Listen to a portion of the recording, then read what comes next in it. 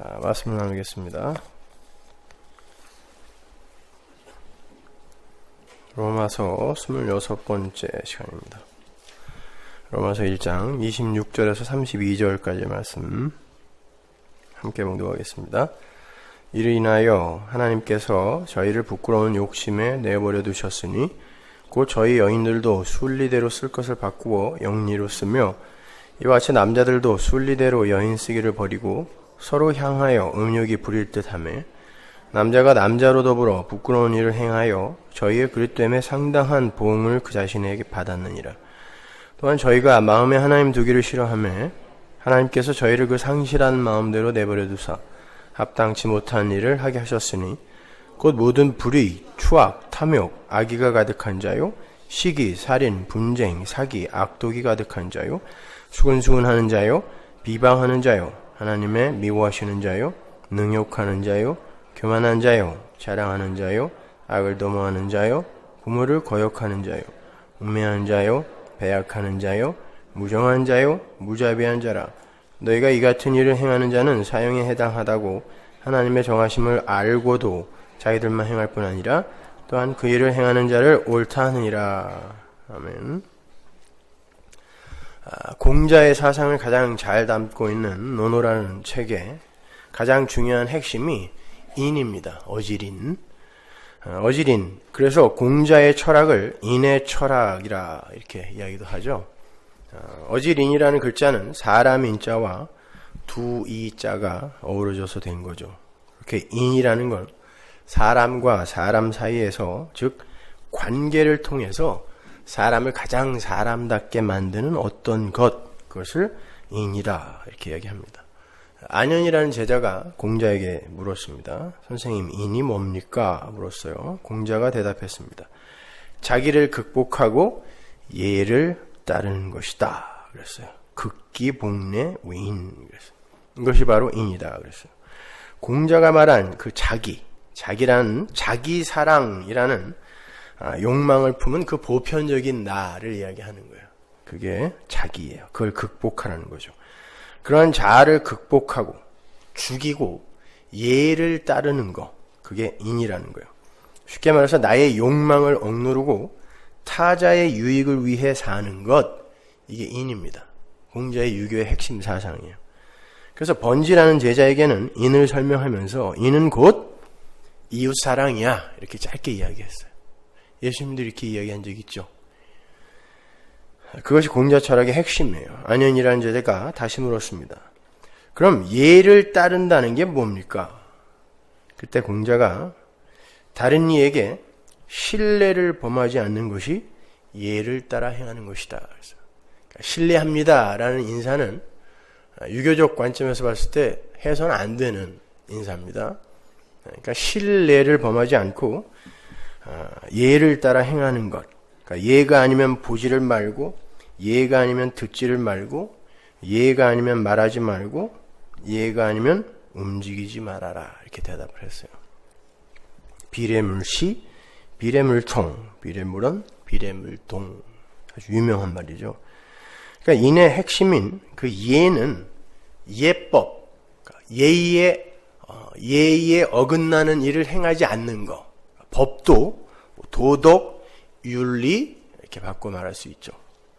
그 도덕과 윤리를 잘 지키며 사는 게 신뢰를 범하지 않고 사는 거고 예를 따라 사는 삶이다 라고 이야기한 거예요. 그게 인입니다. 인. 이렇게 자기의 사욕을 버리고 자발적 예를 따르는 자, 그런 사람을 군자라 그러죠. 군자는 다른 사람의 강요에 의해서가 아니라 자기 스스로 자기의 욕망을 쳐서 복종시키고 남을 먼저 생각하는 마음을 따라서 행동하는 자예요. 그냥 우리 다 유교로 바꿀까요?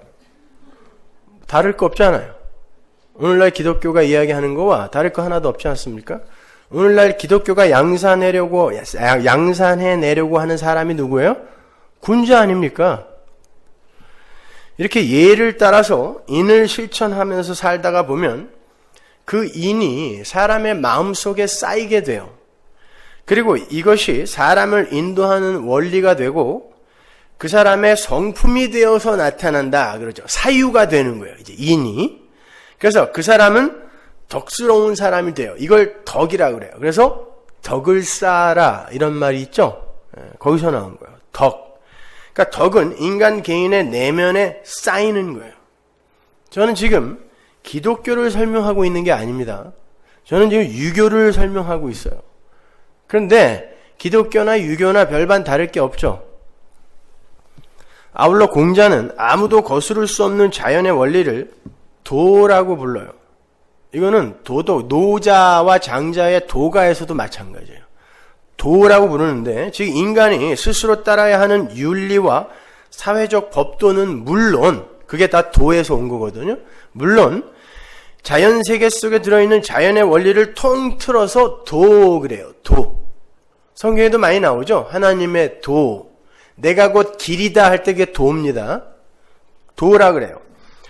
그러니까 자연의 도를 잘 간파해서 그 도를 따라 사는 것을 예라고 하고 그렇게 예를 행하며 사는 걸 인이라 그래요. 그러니까 도는 자연과 인간의 그 정상적이며 최적의 존재 원리임과 동시에 생존 원리인 거예요.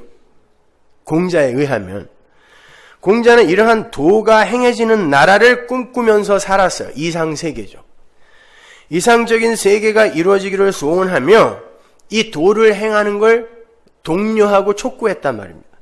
사람들이 자연이 보여준 도리에 순응하면서 사람들 간에는 서로 신뢰를 범하지 않으며 남을 먼저 생각하면서 사는 그러한 이상세계, 바리새인들이 기다렸던 다윗 왕국의 회복입니다.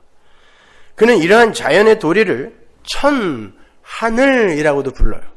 하늘. 논어위정에 보면 공자 자신은 50세에 천명, 하늘의 뜻을 알았다고 그러죠. 50이 지천명 그러잖아요. 지천명이라는 말이 거기서 나온 거죠. 천에 순응하는 자는 살고 천을 거스리는 자는 망한다 그랬습니다. 또 천을 따라 선을 행하는 자는 천이, 하늘이 복으로 갚아주고 선을 행하지 않는 자는 천이, 하늘이 화로써 갚아준다 그랬어요. 상선벌악 차등상급론입니다. 이게 여러분이 잘 아시는 명심보감의 핵심 주제예요.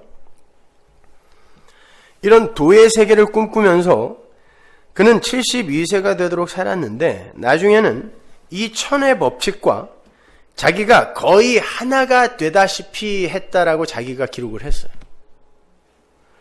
그는 스스로를 가리켜 도가 통한 사람이라고 그랬습니다.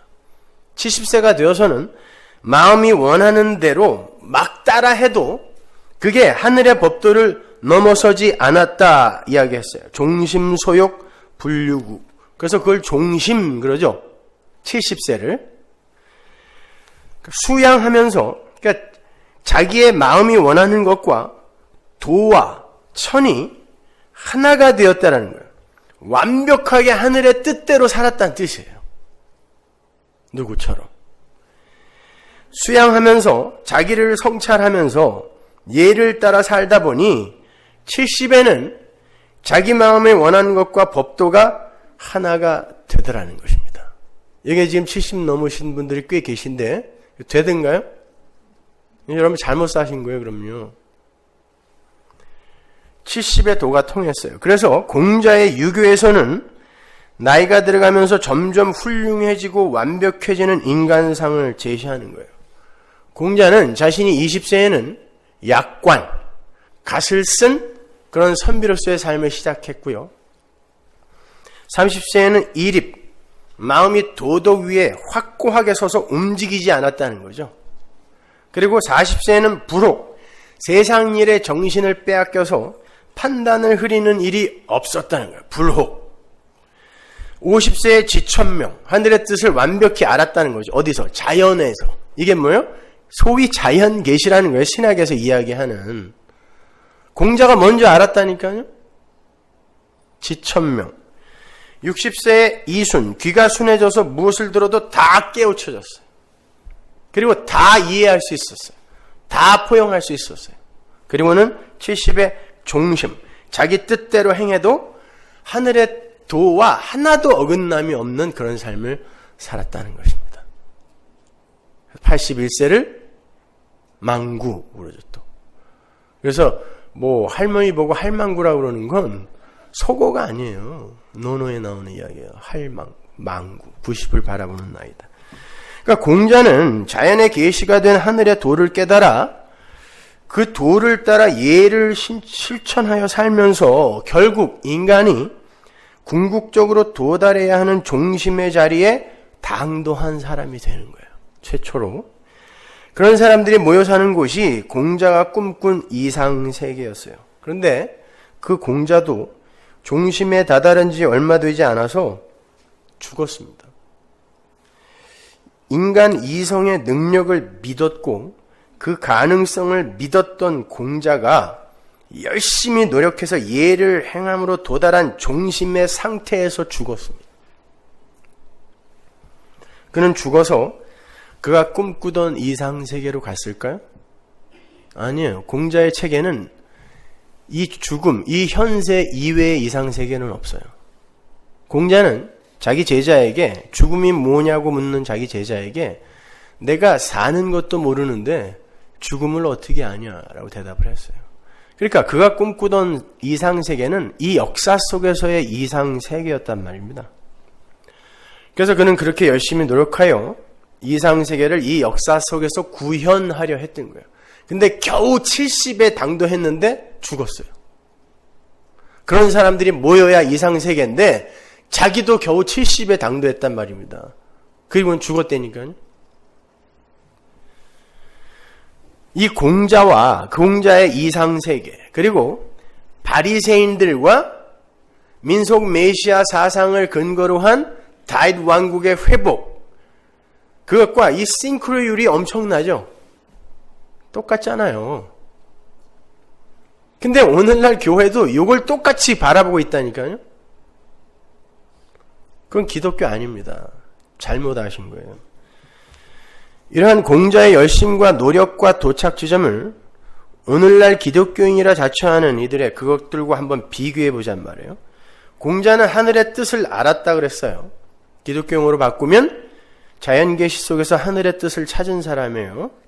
그래서 평생 그 뜻을 수행하기 위해서 노력했고 결국 그가 하늘의 뜻을 따라 살 수 있는 자가 되었다라고 착각했어요. 종심, 도가 통했단 말입니다. 그리고 지옥 갔습니다. 왜? 예수 믿어야 천국 가요. 종심에 도달해서 천국 가는 거 아니거든요. 오늘날 교회라는 곳에서도 하늘의 뜻을 안다는 사람들이 많이 있어요. 심지어 공자처럼 자연계시 속에서 하나님과 하나님의 뜻을 알아볼 수 있다는 이들도 있어요. 진짜 그래요?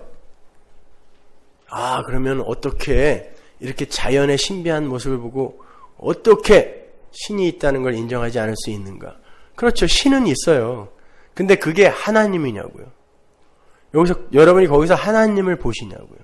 그건 공자도 본 거라니까요. 그걸 자연계시라 그래요.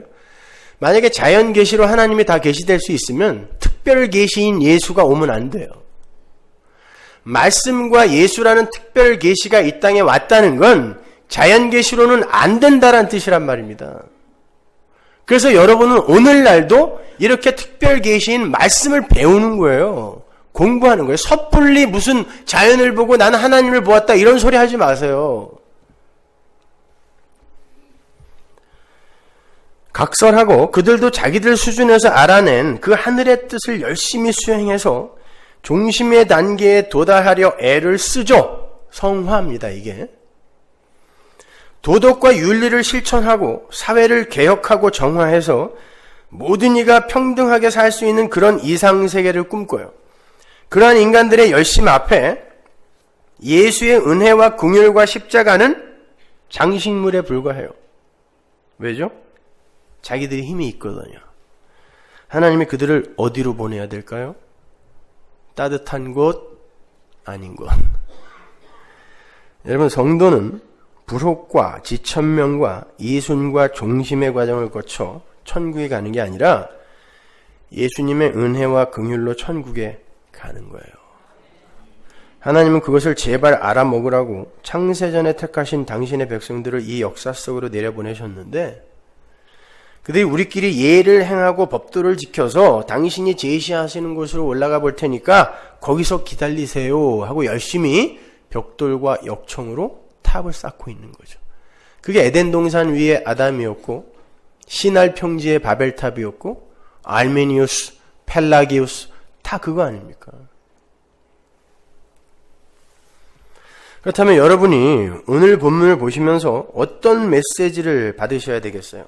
열심히 노력해서 이런 천인공노할 죄의 세목들을 하나하나 제거해 나가다가 결국 하나님이 기뻐하시는 자리까지 성숙해서 성도다움을 완성하자라는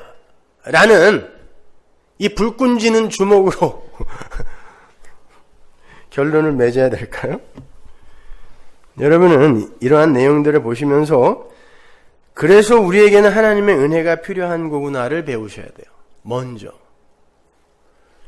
그래서 하나님이 당신의 아들을 우리 대신 십자가에 매다시는 방법밖에 다른 방법이 없었던 것이구나를 먼저 배우셔야 된단 말이에요. 그걸 배우는 게 성도의 신앙생활인 거지. 지금 읽은 죄의 세목들을 하나하나 줄여가는 것을 목적으로 하는 게 신앙생활이 아니란 말입니다. 하나님은 당신의 백성들에게 그러한 자기 부인의 고백을 드러내시기 위해서 당신의 백성들을 이 광야로 넘겨주신 거예요. 파라디돔이. 그렇게 넘겨주시자 하나님의 백성들이 무시무시한 경험을 하기 시작합니다. 본문 26절, 27절 보세요.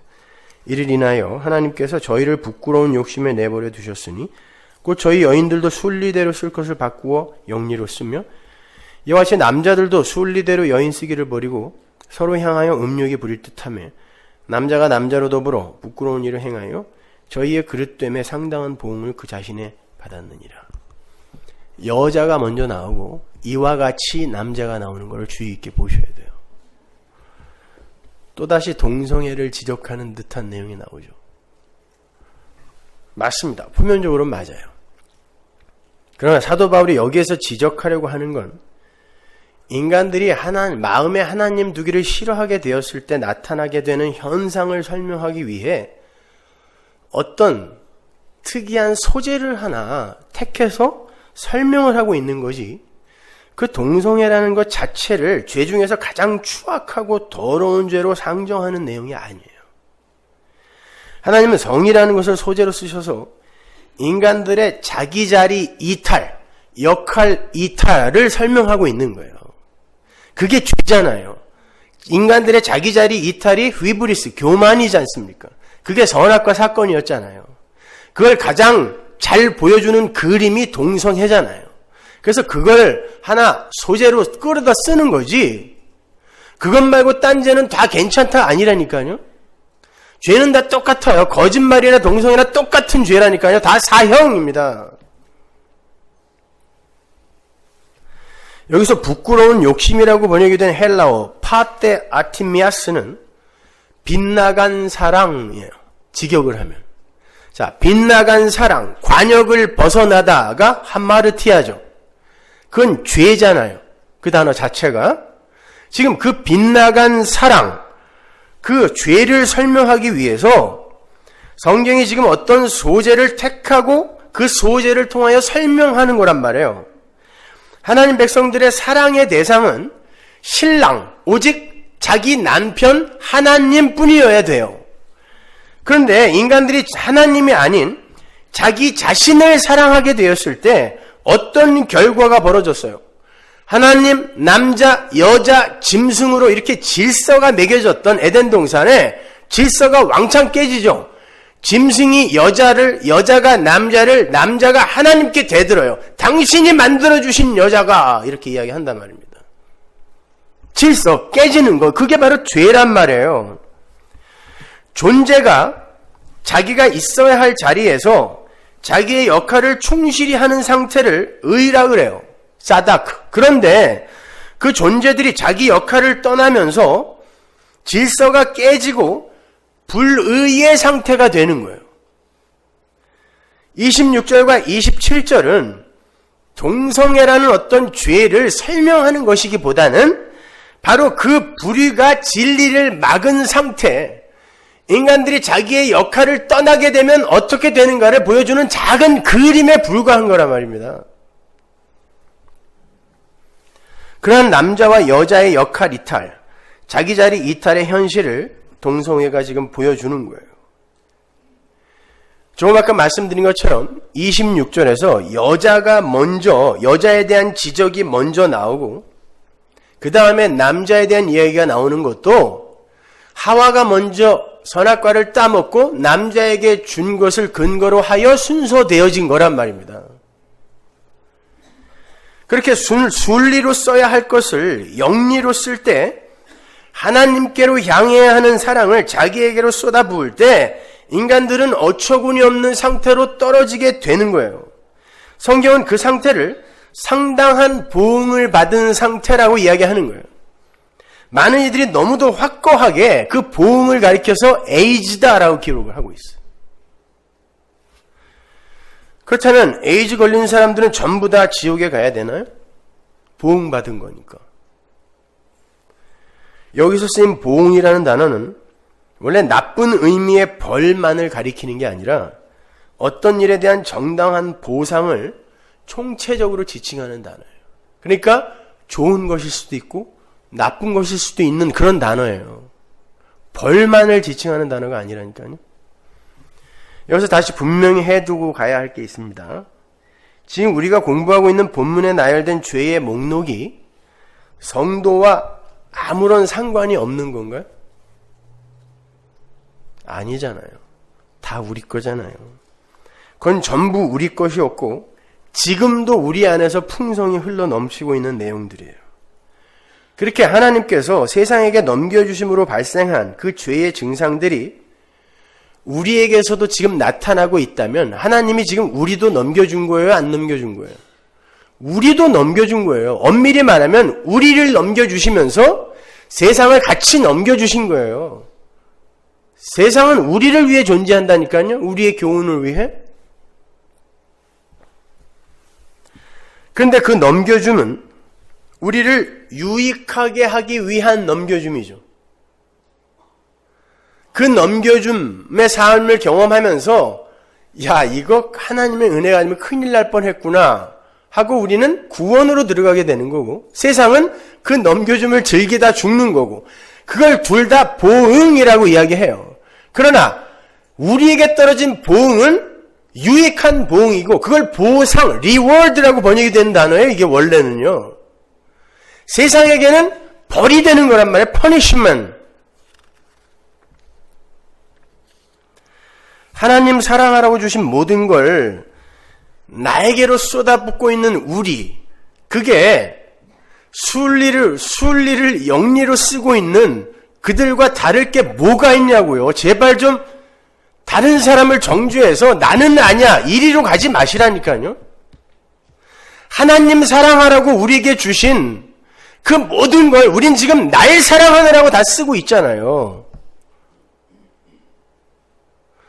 그런데 여인이고 남정네고 순리로 쓰라고 준 거, 영리로 쓰는 거, 그까짓 거, 그건 그렇게 입에 거품 물면서 욕을 하면서 왜 자기는 못 보냐고요.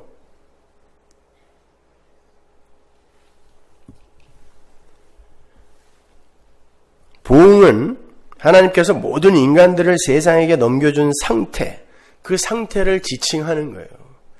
에이즈 이런 거 아니에요, 여러분. 순리대로 써야 할 것을 영리로 쓰며 자기 자신만을 위해 살고 있는 이 세상 모든 사람들에게 내린 보응은 에이즈 정도가 아니라 영원한 멸망이라니까요. 그건 빠져나올 수가 없어요. 내 마음대로 나만을 위해 사는 게 지금은 복받고 잘 사는 것처럼 느껴질지 모르지만 그렇게 살게 놔두는 게 멸망의 보응인 거예요. 그렇게 살면 죽어요. 하지만 성도는 그 보응을 통하여 구원으로 가야 돼요. 따라서 성도는 살면 살수록 모든 일이 자기 마음대로 안 돼야 맞아요. 자기 자신을 개발하고 성숙시키려고 하려는 노력마저도 성도는 구원을 받은 이후에도 자기 자신만을 위해 사는 그 방향성을 쉽게 바꿔내지 못해요. 그래서 세상과 별반 다를 바 없는 넘겨줌의 삶을 살게 됩니다. 아니라고 이야기하지 마세요. 그러나 그의 삶에 성령이 개입을 하심으로 그것이 얼마나 부질없고 허황되며 어떠한 고통으로 결국이 되는지를 경험케 해주는 거예요. 그래서 성도는 이 넘겨줌의 삶을 살면서 행복하면서도 심란하고 기쁘면서 고민하게 되는 거예요. 그러니까 여러분은 먼저 예수를 믿는다고 하면서도 복음이고 뭐고 상관없이 수단과 방법을 가리지 않고 나 자신만을 위해서 사는 진짜 나를 올바로 직시하고 내가 얼마나 불가능하고 추악한 자인가를 자각하며 고통스러우셔야 되고 나 자신만을 위해 사는 삶을 치고 들어오시는 성령에 의해 또 무너져야 돼요. 그래서 성도의 삶은 눈물로 점철되는 거예요. 눈물 마를 날이 없는 거예요. 그 눈물을 요한계시록에서 하나님이 내가 닦아준다 그런 거예요. 그 눈물을요.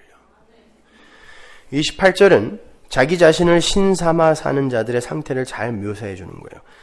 마음에 하나님 두기를 싫어한다는 말 자체가 내가 신이니까 내 마음에 하나님 둘 여유가 없는 거예요. 내 속엔 내가 너무도 많아서.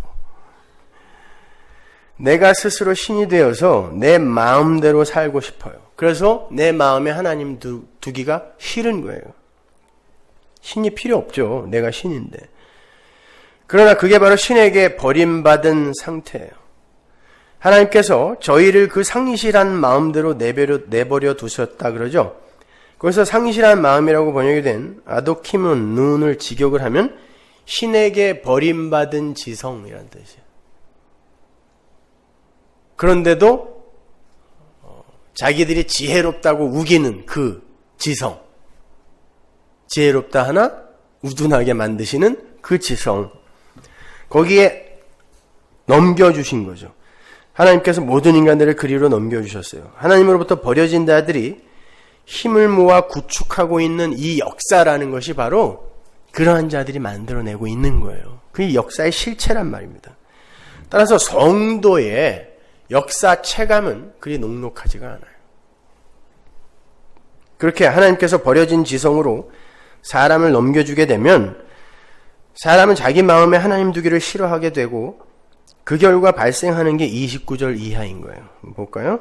곧 모든 불의, 추악, 탐욕, 악의가 가득한 자요, 시기, 살인, 분쟁, 사기, 악독이 가득한 자요, 수근수근하는 자요, 비방하는 자요, 하나님의 미워하시는 자요, 능욕하는 자요, 교만한 자요, 자랑하는 자요, 악을 도모하는 자요, 부모를 거역하는 자요, 우매한 자요, 배약하는 자요, 무정한 자요, 무자비한 자라. 무려 20개가 넘는 죄의 세목들이 나열되어 있어요. 이 중에 자기와 상관없는 게 하나라도 있나요? 적어도 난 살인하고 사기 이런 건 안 했는데.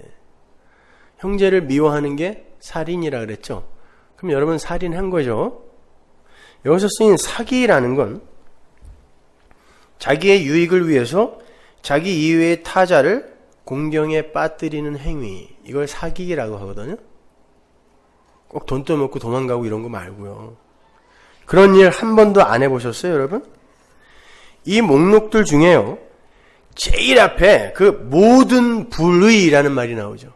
그 모든 불의는 나머지 세목들을 지금 총칭하고 있는 거예요. 지금 우리가 뭐 공부하고 있어요? 불의로 하나님의 진리를 막는 게 뭔지 공부하고 있잖아요. 그 불의의 목록이 나오는 거란 말이에요.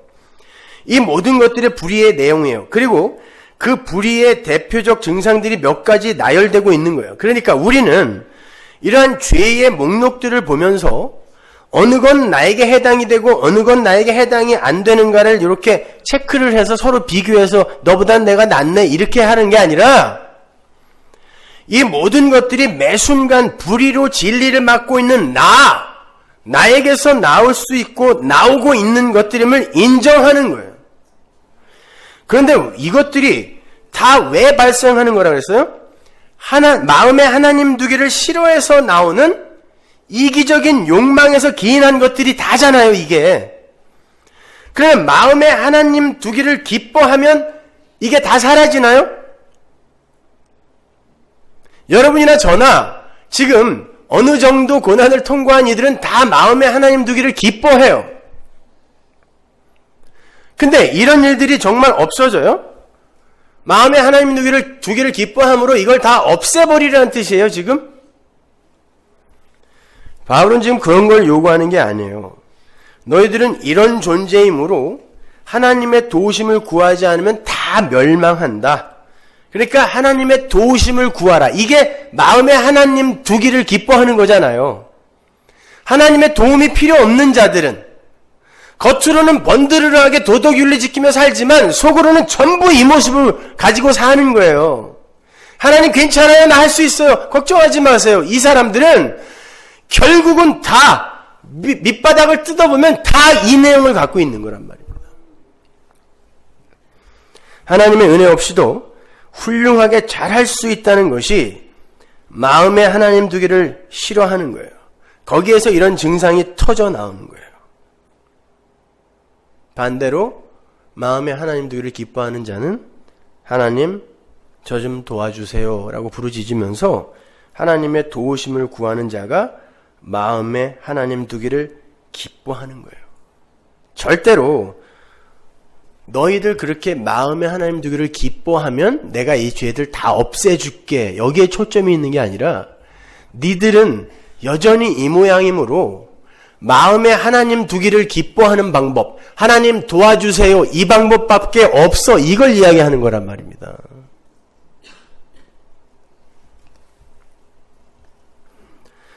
기독교는 죄를 안 짓게 하는 걸 목적으로 하는 종교가 아니에요. 잘 이해하셔야 돼요. 아니 여태까지 기독교는 죄를 안 짓는 걸 목적으로 하는 줄 알았는데 천만의 말씀이에요. 그건 공자맹자의 유교고 불교와 힌두교 같은 범신론적 종교고 이슬람교 같은 이신론적 종교입니다. 거기에 목적이 다 그거예요. 죄를 짓지 말자. 그래서 천국을 쟁취하자잖아요. 기독교는 죄를 안 짓게 하는 것에 목적이 있는 게 아니라 죄를 짓는 너희들의 실체를 똑바로 직시하고 그 죄에 올바로 반응하라를 목적으로 하고 있는 거예요. 어떻게? 맞습니다. 하나님의 도우심이 없으면 저는 이렇게 죽은 흙입니다. 이렇게 반응하라고.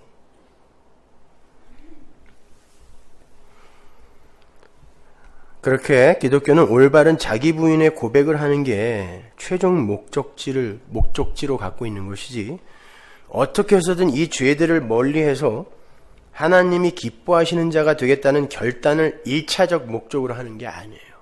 물론 그 안에 성령이 들어오면 지향성이라는 게 생겨요. 그래서 그 죄가 정말 지긋지긋해져요. 지향성이 분명히 생기죠. 그러나 그 전에 먼저 해야 할 것이 바로 올바른 자가 진단, 올바른 자기 인식이란 말입니다. 사실 예수의 은혜를 모르고도 도덕적이고 윤리적인 사람들이 있을 수 있어요. 아니, 많습니다. 아주 많아요. 기독교인들보다 더 착한 사람 많아요.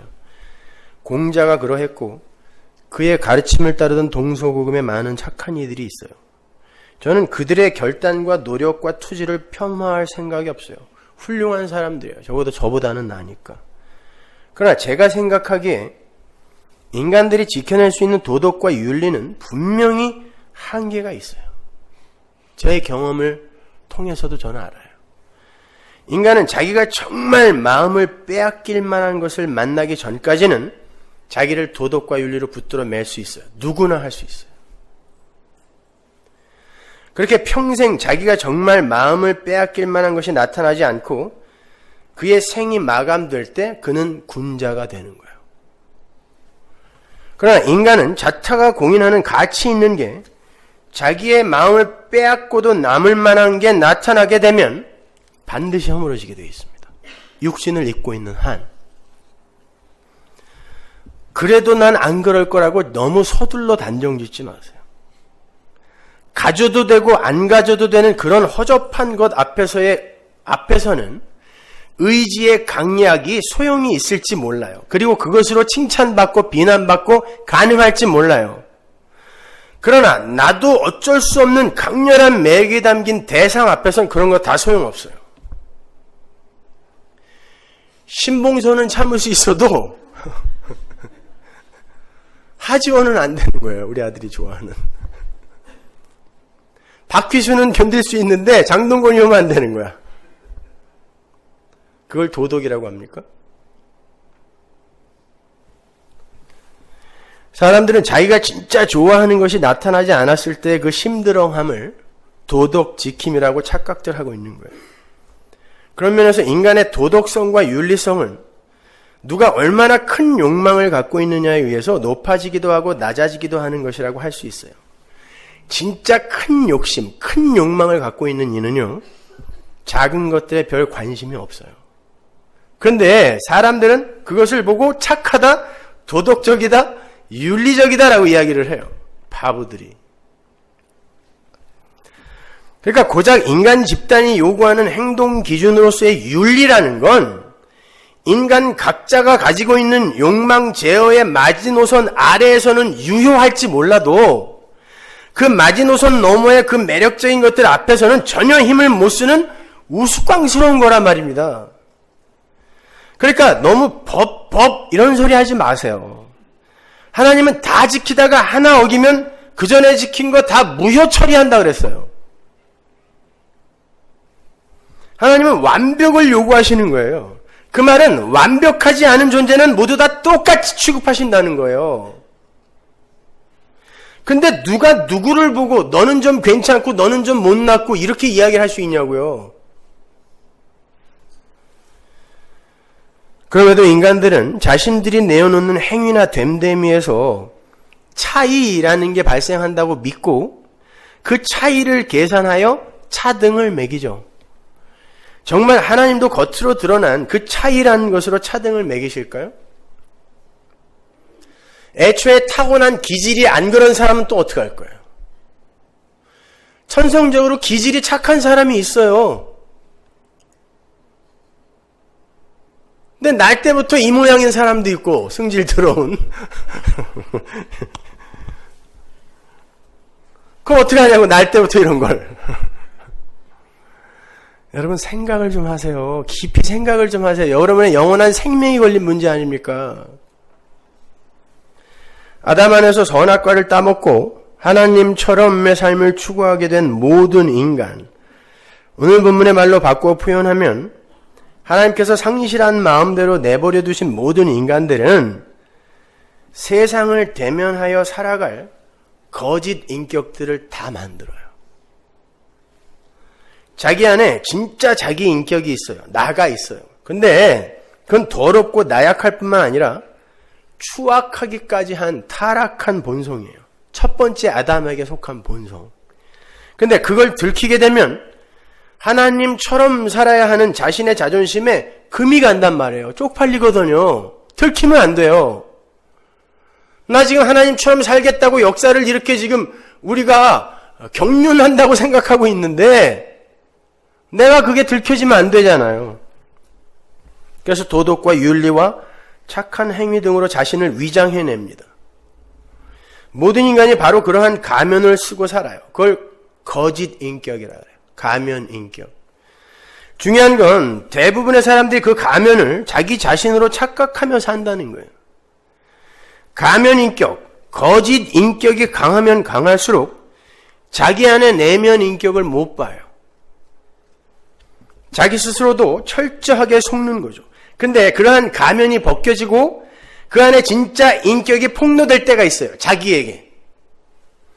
인간은 감추고 싶은 자기 안의 진짜 모습이요, 어떤 대상에게서 발견이 되면 화들짝 놀람과 동시에 그걸 공격하게 되어 있어요. 그걸 프로젝션, 투사라 그래요.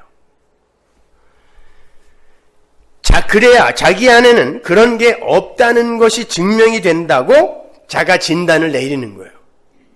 그래서 그걸 마구 공격을 하는 거예요.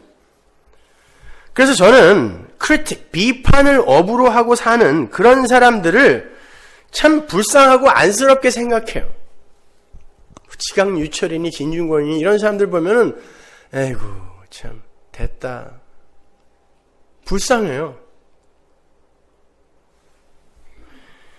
자기 안에 들어있는 것을 스스로 다 까발리고 있다라는 그런 느낌을 받아요. 그들은 사실 홀딱 벗고 대중 앞에 서서 자기 자신 속에 추한 것들을 다 들키고 있는 거예요.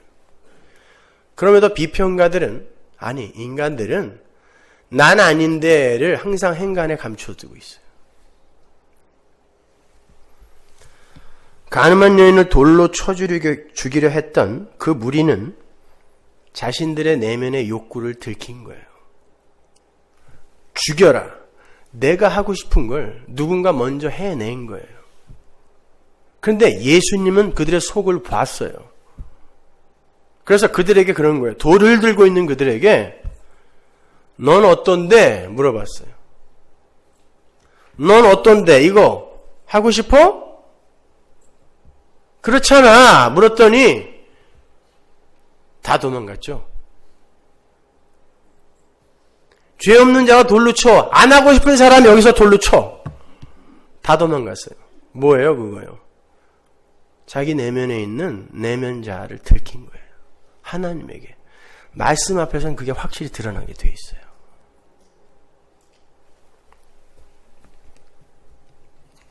왜 백인들이 흑인들을 그렇게 싫어해요? 자기들 안에 저급함이 흑인들에게서 표면적으로 나타나자 그것을 공격해서 자신들의 더러움을 감추고 있는 거예요. 아메리카 인디안 1000만 명을 학살한 놈들이에요. 아직도 울타리에다 가두고 있는 놈들이 백인들입니다. 그런데 그러한 모습들이 흑인들에게서 폭력적인 것으로 조금 나타나니까 죽여라. 다른 사람 얘기 아니에요. 우리 얘기하는 거예요, 지금요. 여러분이 보시다시피 하나님은 분명 자기 백성들까지도 상실한 마음에 넘겨주셨습니다. 본문 32절이 저희가 이 같은 일을 행하는 자는 사형에 해당하다고 하나님의 정하심을 알더라 그러잖아요. 그걸 아는 사람은 하나님의 백성이라니까요. 알고도 그러잖아요. 알고도 지도 행하면서 다른 사람이 행하는 걸 묵인하고 칭찬하더라는 것입니다.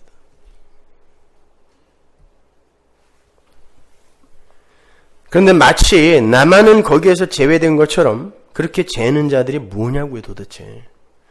하나님이 실수로 몇 명 빠뜨리고 넘겼는데 그 중에 하나가 나라는 거죠.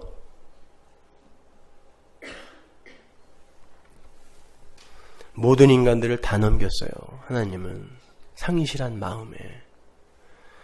그런데 그 중에서 제가 상실한 마음에 넘겨진 자 맞네요 하면서 자신의 내면 인격의 실체를 올바로 자각하고 시인하는 자들이 있으니 그들을 성도라고 하는 거예요. 저 사형당에 마땅한 자입니다. 여기 그러잖아요. 이것들이 다 사형에 해당하고 하는 걸 알고도 그러잖아요. 맞습니다. 저 사형당에 마땅한 자입니다. 이렇게 자신의 실체를 볼 수 있는 자가 성도예요. 그들만이 겉과 속이 같은 거예요. 왜? 저는 그런 자입니다. 이 언행일치는 여기다 쓰는 거예요. 어디다가 쓰시려고 그래요? 그들이 언행일치 되는 거 아닙니까? 예, 제가 세리 찬 게 맞아요. 그리고 그렇게 살잖아요. 언행일치지 뭐예요. 하나님은 그들만 구하세요. 아니, 창세전에 구원하신 분은 반드시 그 자리로 내려가게 되어 있단 말입니다. 그렇게 위장된 겉가면을 벗고 자신의 내면 실체를 겉으로 드러내는 이들, 내가 죄인 중에 괴수입니다를 고백하는 자들의 그걸 회개라 그래요. 맞네요. 그게 나네요. 라고 그 내면 인격을 내가 볼 수 있게 되는 거. 그게 회개에 이른 사람이에요. 진짜 내가 누구인지를 아는 것, 그게 회개입니다. 그러한 회개에서 필연적으로 격발이 되는 것이 그래서 내게는 예수가 필요합니다. 라는 상한 심령인 거예요. 그래서 예수님께서 심령이 가난한 자는 복이 있다 그런 거예요. 이번 주 수요일날 공부할 부분인데 외면 인격, 거짓 인격이 너무 튼튼하면 인간은 자신의 내면 인격의 실체를 잊어버려요. 하나님은 성령을 보내서 그걸 발기발기 찢어버리는 거죠. 그 성령의 도우심으로 자신은 죄의 생산 공장이요. 그래서 예수의 의가 필요한 자요. 그 길 말고 하나님의 심판을 피할 길은 전무하다는 걸 배우게 되는 거예요. 그래서 성령이 오시면 죄에 대하여, 의에 대하여, 심판에 대하여 너희를 책망한다.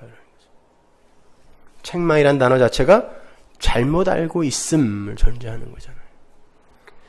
그러니까 교회는 아담들의 거짓 가면을 벗기는 곳이지 도덕과 윤리와 봉사와 착한 일을 억지로 독려하고 강요해서 그들의 가면에 덧칠을 해주는 곳이어서는 안 되는 거예요. 착각하지 마세요. 그걸 건강한 교회, 올바른 교회라고 생각을 해요.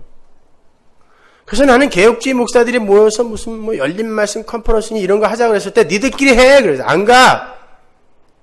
그건 내가 추구하는 게 아니라 날 니네 편이라고 착각하지 마. 그랬다니까요.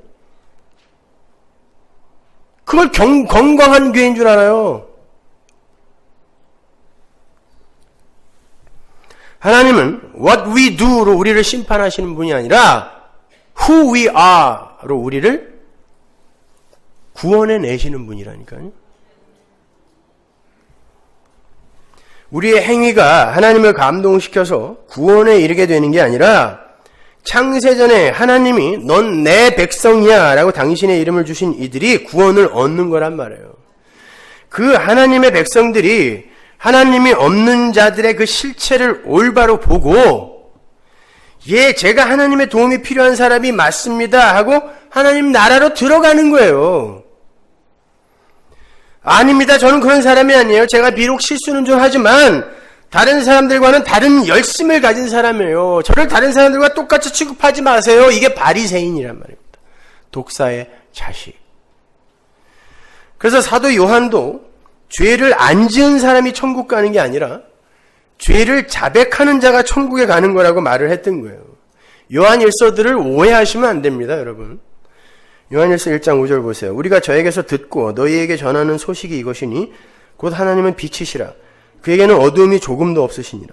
만일 우리가 하나님과 사귐이 있다 하고 어두운 가운데 행하면 거짓말을 하고 진리를 행치 아니함이거니와 저가 빛 가운데 계신 것 같이 우리도 빛 가운데 행하면 우리가 서로 사귐이 있고 그 아들 예수의 피가 우리를 모든 죄에서 깨끗하게 하실 것이요 만일 우리가 죄 없다 하면 스스로 속이고 또 진리가 우리 속에 있지 아니할 것이요 만일 우리가 우리 죄를 자백하면 저는 미쁘시고 의로사 우리 죄를 사하시며 모든 불의에서 우리를 깨끗게 하실 것이요 만일 우리가 범죄하지 아니하였다 하면 하나님을 거짓말하는 자로 만드는 것이니 또한 그의 말씀이 우리 속에 있지 아니하니라.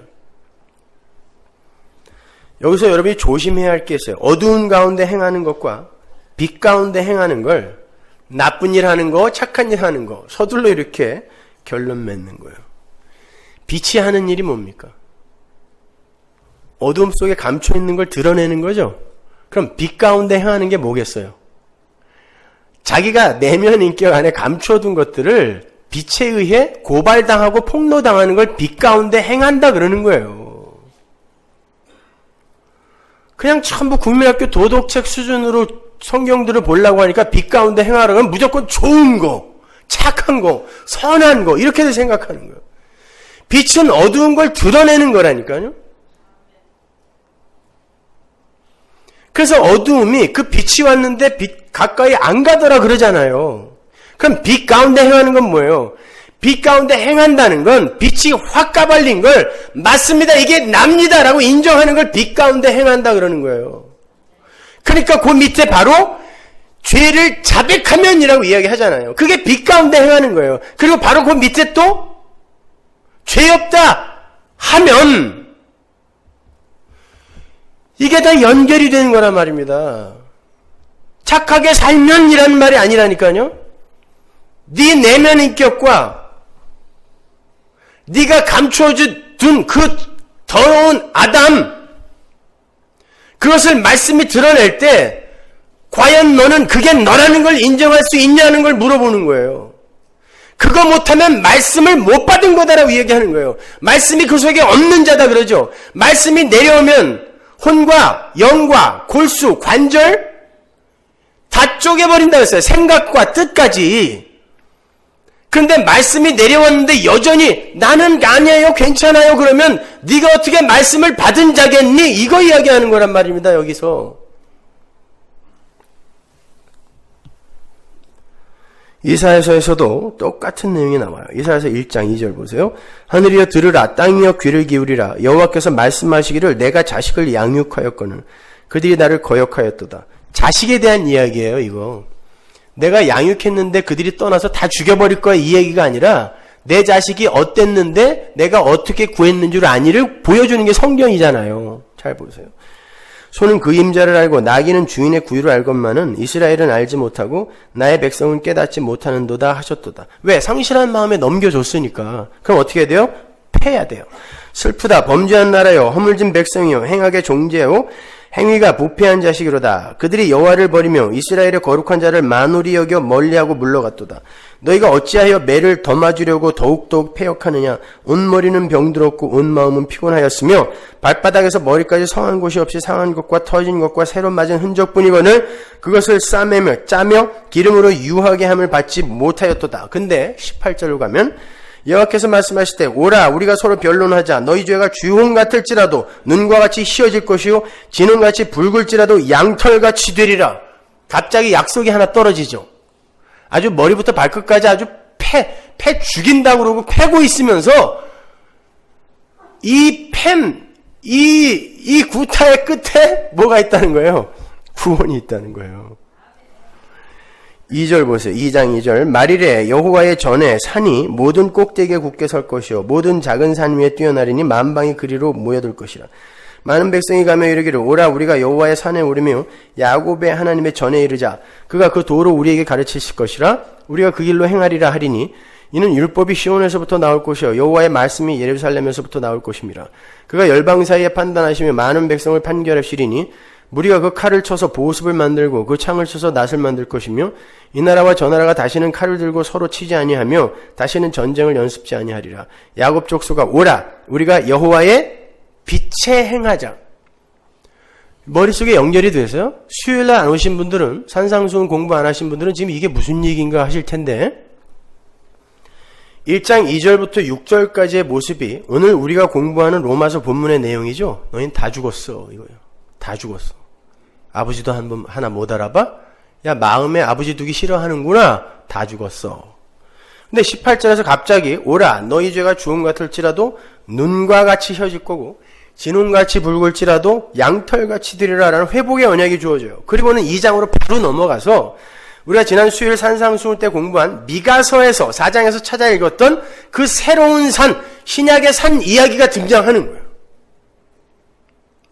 옛산, 구약의 관점에서 너희를 봤을 때 너희는 다 죽어야 되는데 그래서 머리부터 발끝까지 선 것이 없어야 되는데 신약의 산, 새성전, 예수가 십자가로 성취된 예수가 옴으로 말미암아 니들이 내 앞으로 여전히 똑같은 인간인데 내 앞으로 모여들어 여호와의 도 하나님의 뜻을 듣게 될 것이다 라고 이야기하는 거란 말입니다.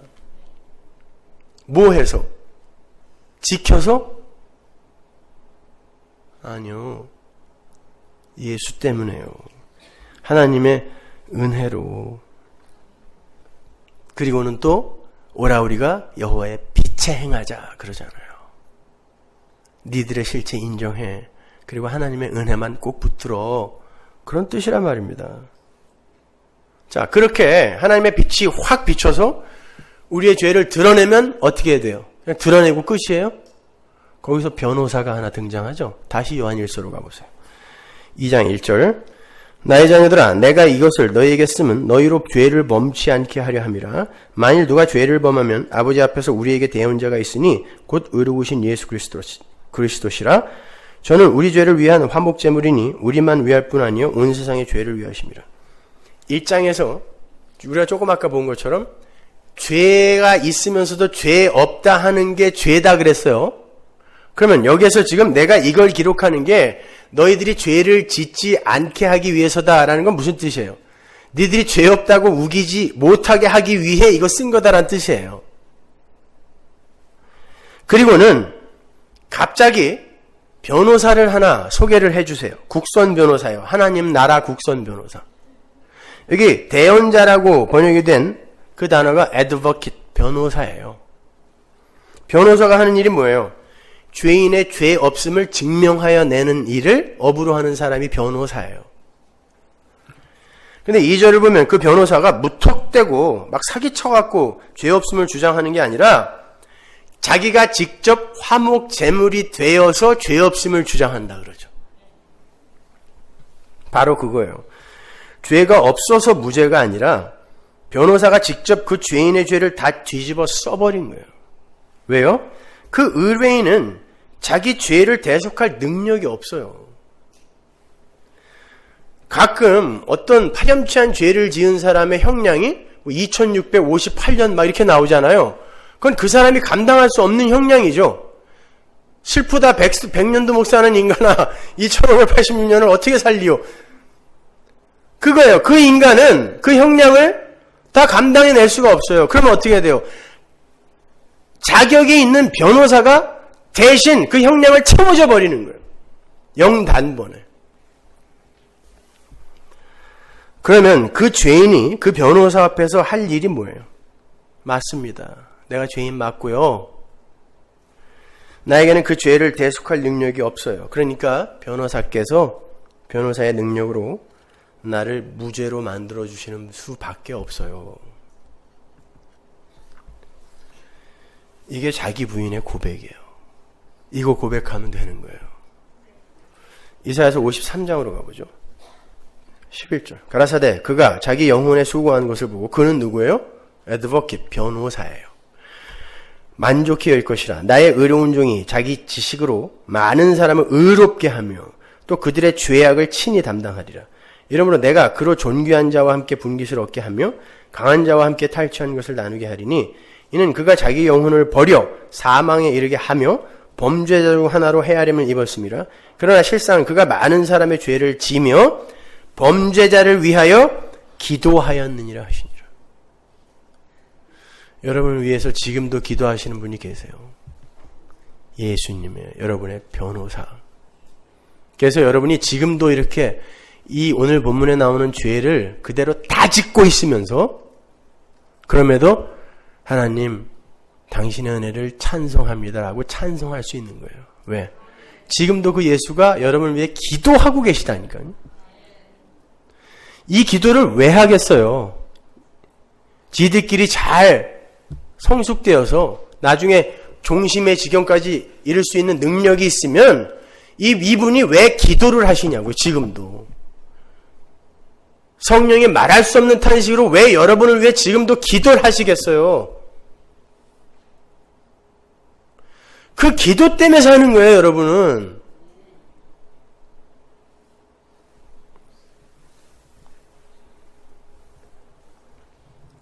여러분, 하나님께서 지금도 우리를 이렇게 살려두시는 이유는 예수님의 십자가와 예수님의 기도 때문이에요.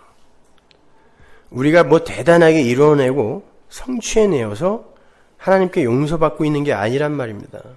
그거 알고 예수님께 감사하고 예수님을 사랑하는 자가 되어서 하늘로 돌아오라는 거예요. 가끔, 아주 가끔 진짜 그 예수님 없었으면 어떻게 할 뻔했나 하고 막 그분이 너무 보고 싶고 사랑스럽고 그런 적 없어요? 아주 가끔. 있죠? 나중에 여러분은 영원히 그 상태를 유지하게 돼요. 여러분, 예수님께서 바리새인의 의보다 낫지 아니하면 절대로 천국에 못 들어간다 그랬죠? 바리새인의 의가 뭐죠? 자기의 행위로 의한, 행위에 의해 만들어진 의죠. 공자의 의가 바리새인의 의예요.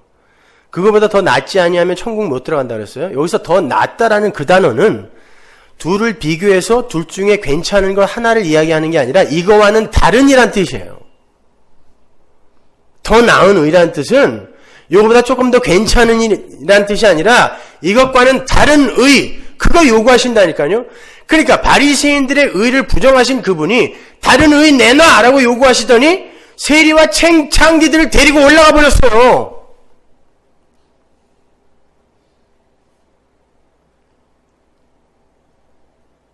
이게 중요한 거예요, 여러분.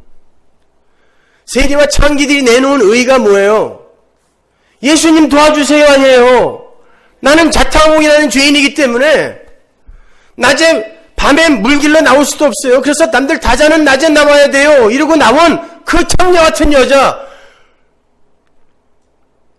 이게 예수가 요구하는 의예요. 예수가 만들어준 의를 붙드는 거. 그래 나는 가끔 그래요. 예수를 믿는 사람이 진짜 있을까? 우리도 마찬가지예요. 우리도 한번 돌아보자고요. 뭐 개혁주의니 신비주의니 기복주의니 오순절이니 뭐 너무 분파가 많아. 서로 자기들이 옳다고 하는데 예수님 때가 꼭 그랬어요. 사두개인, 에세네파, 바리새파,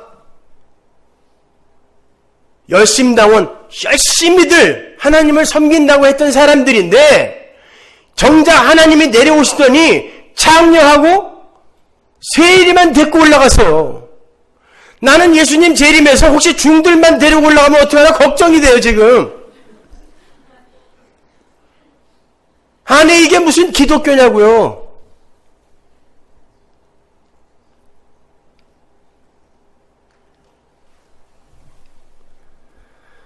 그런데 우리가 감히 다른 이들의 죄를 지적하면서 저건 절대로 용서받지 못할 죄라느니 적어도 나는 저런 죄는 안 지었다느니 이런 말을 하면서 다른 이들을 정죄할 수 있냔 말이에요. 근데도 왜 자꾸 그런 정죄가 나온다고요?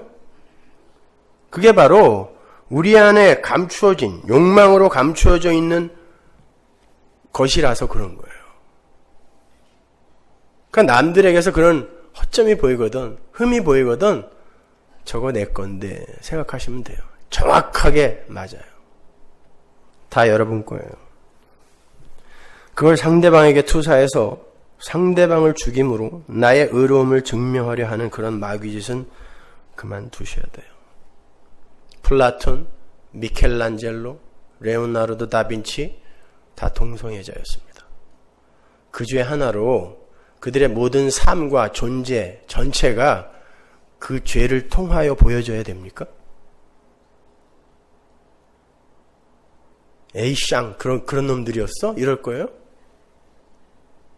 여러분이 좋아하는 수단의 아버지 울지마 톤주의 이태석 신부 동성애자였습니다. 에이 그랬어?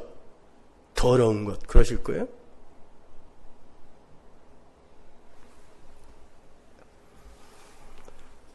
정말 하나님은 모든 죄를 다 끊고 당신 앞에 서야 천국 입장 티켓을 내어놓으시는 그런 분인가요? 야, 딴 건 다 잘했는데 요거 하나 못 끊고 왔구나. 에이, 아깝지만 불합격. 그럴까요, 여러분? 물론 우리는 우리 안에서 끊임없이 흘러나오는 죄의 문제로 고민해야 돼요. 처절하게 고민해야 돼요. 아파해야 돼요. 눈물 흘려야 됩니다. 고통스러워야 돼요. 그것 때문에 죽고 싶어야 돼요. 그것 때문에 우울증 걸려야 돼요.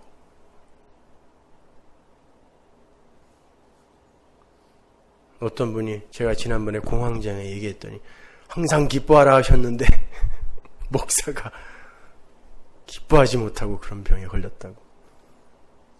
기쁨이라는 감정은 대상에 의해 결정되는 거거든요. 여러분이 대상이 가변적인 것일 때는 이 기쁨이 항상 유지될 수가 없어요. 기쁨이 항상 유지되려면 대상이 항상 그 상태여야 되는데 그건 예수밖에 없죠. 예수라는 대상과 연결되어질 때 느끼는 그 감정이 항상 기쁜 건데 천국에 가면 영원히 그렇게 될 거야. 나는 너를 글로 끌고 갈 거야. 가 항상 기뻐하라지. 미친놈처럼 맨날 실실 웃으라는 게 항상 기뻐하라 아니란 말이에요.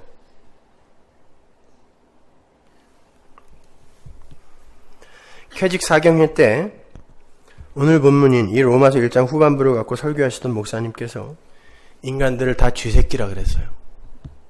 그랬더니 거기 있는 사람이 벌떡 일어나더니 당신 사과하라고? 어떻게 인간을 쥐새끼라 그러냐고 마구 소리를 질렀다고. 실화예요. 그래서 그 목사님이 정중히 사과했다 그래요. 사과하겠습니다. 그 쥐를 인간에게 비교해서 쥐를 모독했습니다. 이 세상 모든 쥐들에게 사과합니다. 그래서 생각해보세요. 우리가 쥐보다 나은 게 뭐가 있어요? 이 세상 모든 피조물은 타락한 인간 때문에 잠깐 왜곡의 상태에 사는 거지 하나님이 있으라 한 자리에 있어요. 인간들만 자기 자리를 이탈해서 하나님처럼 살라고 하지 않아요. 근데 우리가 쥐보다 낫다고요? 쥐한테 사과해야 돼요, 우리요.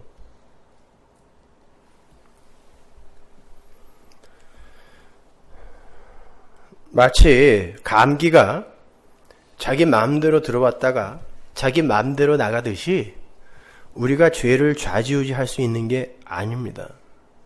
하나님의 허락하에 죄가 들어왔다 나가는 거예요. 왜 여러분이 집착이나 중독을 못 끊어내는 줄 아세요?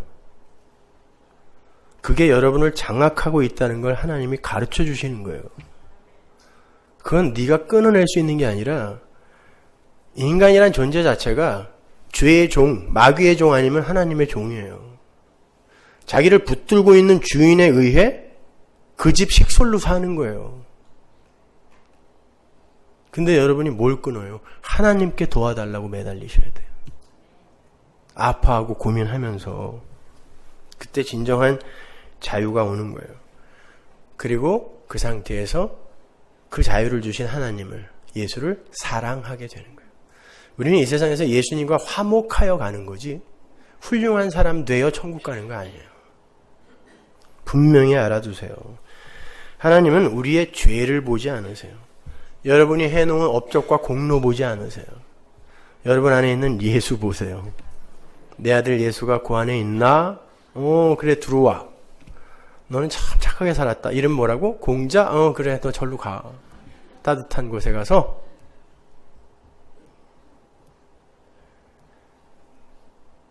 여러분 하나님은 예수만 보세요. 그래서 예수 안, 그리스도 안 사도 바울이 수백 번 이야기하는 거예요. 예수 안에 있어야, 그리스도 안에 있어야 구원받는다고. 그게 바로 하나님의 긍휼이에요. 긍휼이라는 단어. 그 긍휼이라는 단어 자체가 자궁이라는 단어거든요. 어머니의 자궁, 어머니의 정, 자기 새끼를 꼭 보호하는 그 긍휼이에요. 근데 그 어머니가 자식이 실수 좀 했다고, 또 남보다 좀 못났다고, 남보다 모자란다고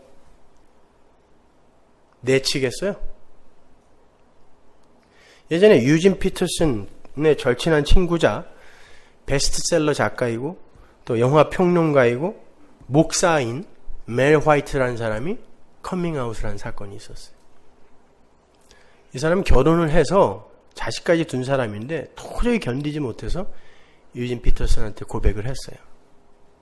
유진 피터슨이 그때까지는 동성애는 죄악이며 그 사람들 다 죽여야 된다 이런 글을 썼던 사람인데 자기랑 가장 친한 친구이며 자기가 가장 존경했던 친구인데 그 사람이 난 사실 동성애자라 그러니까 이 사람이 가치관에 혼란이 왔어요. 그래서 쓴 책이 하나 있는데 거기 보면 친구가 자기를 찾아왔는데 너무너무 고통스러워하는 거예요. 자기는 어려서부터 그런 성정체성으로 인해서 너무 고통스러워서 정신병원에도 계속 다녔고 늘 거기서 주는 약을 먹으면서 몽롱한 정신에도 이건 고쳐야 된다라는 마음으로 열심을 부렸대요. 도저히 안 돼서 2번 자살 기도를 했대요. 완벽하게 그어서. 근데도 살았어. 그래서 나중에는 혐오요법, 전기 충격이 있어요. 그런 생각이 들 때마다 동성애에 대한 애정 같은 것들이 연정이 내 안에서 올라올 때마다 전기 충격으로 고문을 한 거예요. 자기를요. 근데도 안 된 거예요. 여러분, 여러분의 죄 때문에 이 정도 열심 부려본 사람 계세요? 한번 손 좀 들어보세요. 근데 안 됐어요.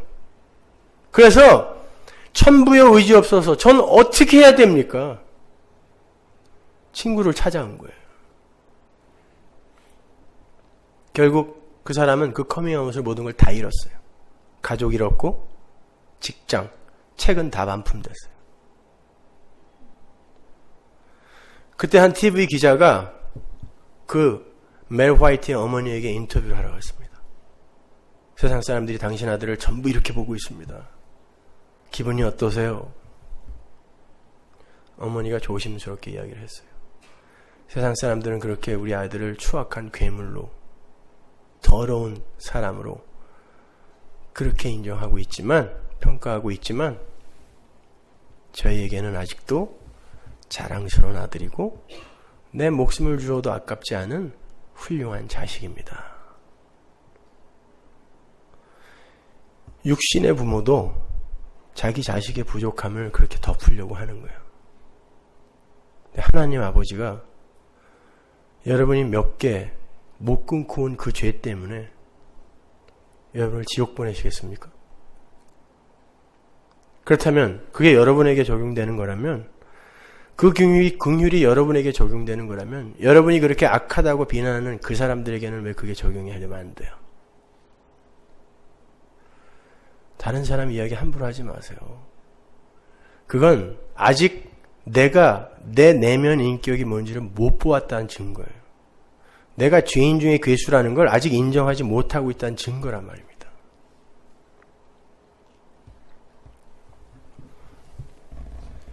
하나님은 오히려 우리의 약점이나 실수나 죄를 폭로시켜서 자기 자신을 신뢰하고 자기 자신만 사랑하던 우리의 관심을 하나님에게로 돌리는 육의 처형, 그 육의 처형을 이 역사 속에서 시행하시는 분이에요. 오늘 본문 32절에서 그 불의에 대한 보응이 뭐라 그랬어요? 사형이라 그랬죠? 그럼 영원 속에서 사형당하지 않기 위해서는 어떻게 해야 돼요? 그게 지금 있는데 우리에게 이 세상에서 사형당해야 돼요. 그래서 여러분의 삶이 죽음인 거예요. 따라서 여러분은 오늘 본문에 나오는 세세한 죄의 세목들이 여러분에게서 보여질 때 이걸 어떻게 없앨까를 먼저 고민하시기 전에 나의 참 인격, 내면 인격은 이 정도밖에 안 되는 거구나. 그리고 여러분의 실체를 인정하시고 하나님 아버지의 대속의 은혜를 붙드셔야 하며 지금도 여러분의 죄를 위해 기도하고 계신 우리 주님의 은혜를 먼저 붙들고 찬송하셔야 되는 거예요. 갑자기 너무 기뻐지지 않아요? 저는 설교하다가 가끔 이런 그 기쁨을 느끼는데 그 예수가 내 삶 속에 이렇게 가끔 접촉점을 만드실 때 막 기쁘지 않아요? 너무 가끔이라 그렇지만 성도는 약관, 이립, 불혹, 지천명, 이순의 단계를 거쳐 종심에 이르는 걸 목적으로 하여 사는 사람들이 아닙니다. 오히려 그것이 안 되는 자신을 직시하고 인정하며 예수의 피를 의지하는 자가 되는 게 성도의 1차적 목적인 거예요. 그래서 다른 세상 사람들은 전부 자기 자신을 개발하고 연습하고 노력하여 종심에 이르는 것을 목적으로 하여 자신의 영광을 챙기려 할 때 성도만 내가 죄인 중에 괴수입니다 하고 죽는 거예요.